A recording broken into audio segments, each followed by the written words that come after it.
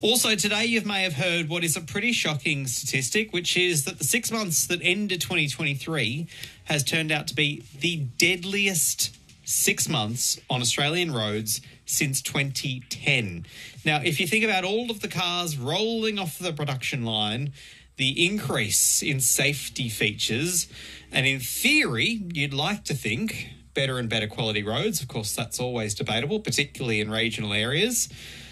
Why on earth are we losing lives at such a rate? In fact, we're just not getting better.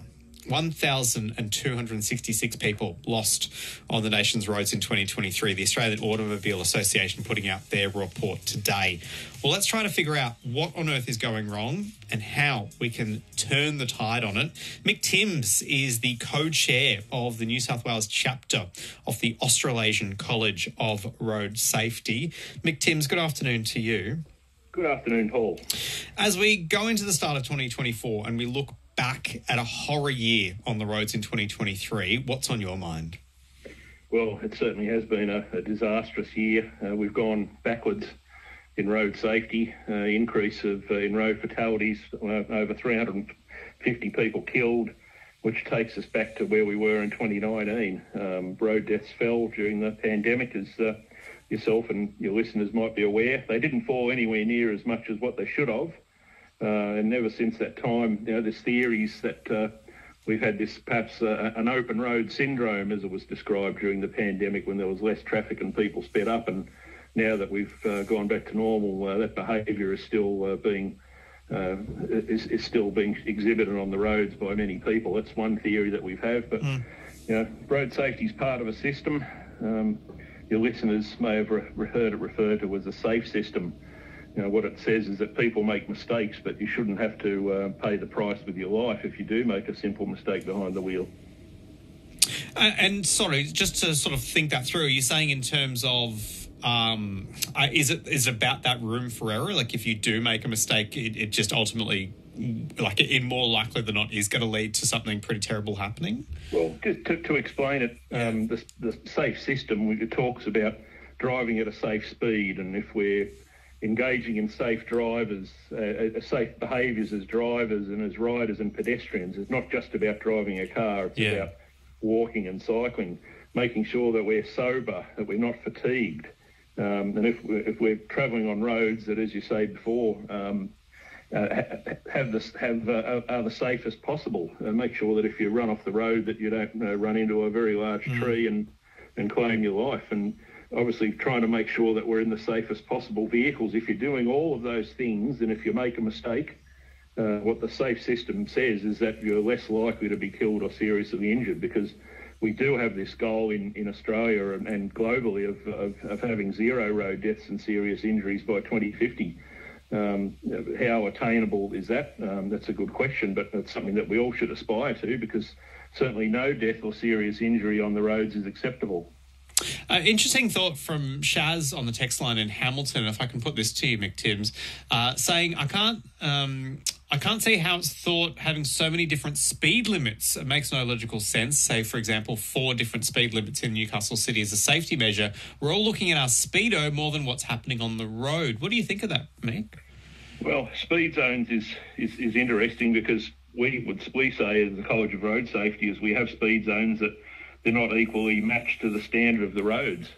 We have open road areas, 100 kilometre an hour roads, which may be divided road, it may be single lane, or there may even be no line markings. Yet some parts of the state, and even up your way in the Hunter there, they may still be 100 k's an hour, regardless of the condition of them. They're not suited to that speed. We talk about, especially when we talk to the police, we talk about the fatal 5, things like, and these are sort of obvious and common contributors to death and serious injury. We talk about driver distraction, drugs, alcohol, that kind of thing. Are we not focusing on those areas enough? Is if we knocked all of them on the head, would we just reduce the road toll to zero? Yeah, I was thinking about this before I came on. I spent 30 years in the highway patrol. Part of my job involved regional areas and road safety and running operations, coordinating activities. I think I helped write the press releases on the Fatal Five. Yeah, right. I went back and had a look at the data for last year from Centre for Road Safety, and all those indicators, fatalities due to speed is up, alcohol up, not wearing seatbelts up, fatigue up, and I dare say distraction would also be up as well. So yes, we do need to get back to the basics and start thinking again about personal responsibility, but also thinking about what level of responsibility do I have where I can influence road safety. I'll give you the example. If you look at, if you're an employer, if you've got people on the road that are driving for you, you just need to remember that the task of driving is paramount. Are you letting them concentrate on that task, or are you constantly phoning them with stupid questions, which surely can wait until they get safely to their destination? That's the sort of thing that we need to think about as a societal point of view, that we need to look beyond the road safety authorities, beyond the police, because the answers to these problems lie throughout the community as a whole. Yeah.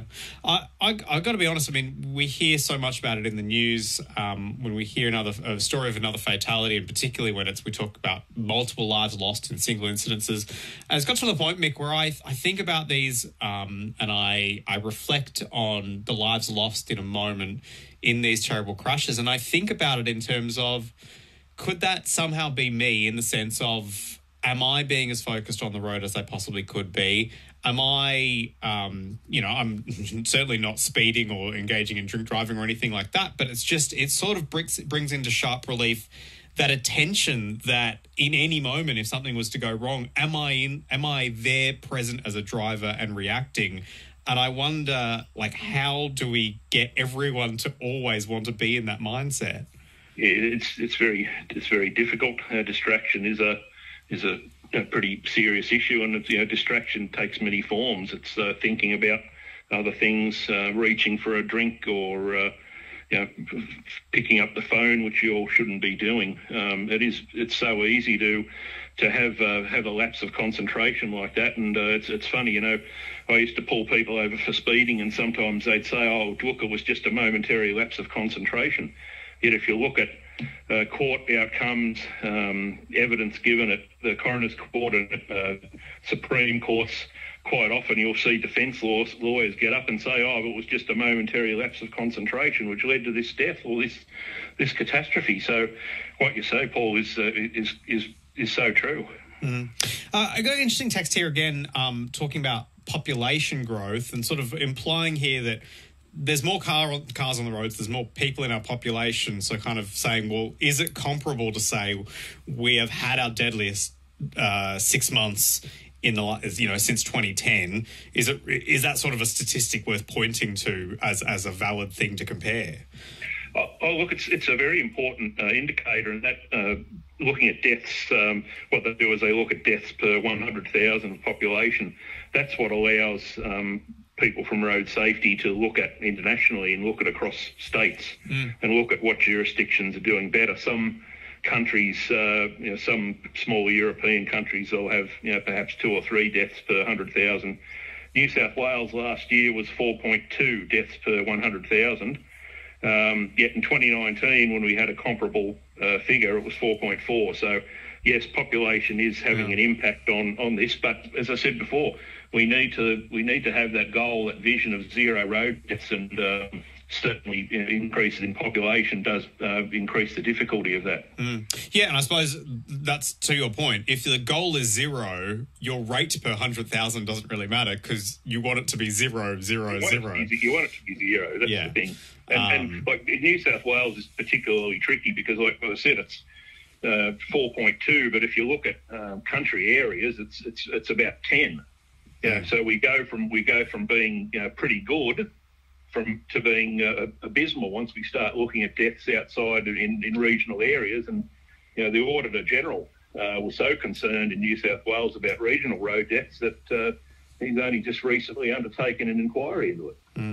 Mick, look, if you're speaking to someone, if you're being heard right now on ABC Newcastle by, a parent of young people that are getting behind the wheel, of really anyone that's getting behind the wheel and maybe is engaging with that activity that's going to be risky, that's going to potentially be fatal, what's the message you really want to get out today?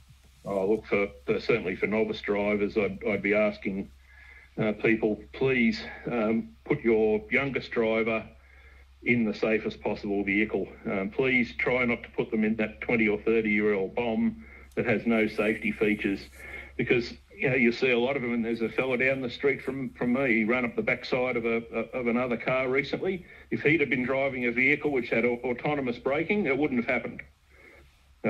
So that's the impact that vehicle safety features can have. Unfortunately, it does involve money, and people certainly have been hit with cost of living.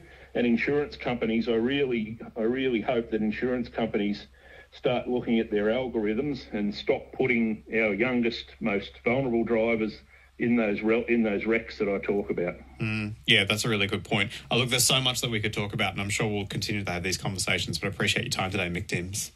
Thanks, Paul. Mick Timms, he is the co-chair of the New South Wales chapter of the Australasian College of Road Safety.